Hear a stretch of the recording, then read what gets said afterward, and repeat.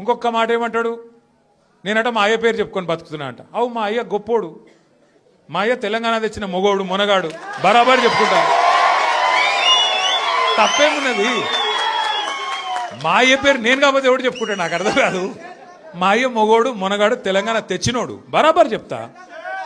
మరి నేనేమంటున్నా, నువ్వు సకట్ పనులు చేస్తే నీ పిల్లలు కూడా నీ పేరు చెప్పుకుంటారు. నువ్వు లుచ్చ పనులు చేసినావు అనుకో, నీ మన్మడు కూడా నీ పేరు చెప్పుడే గాలంగా మన్మని అని చెప్పుకోడు.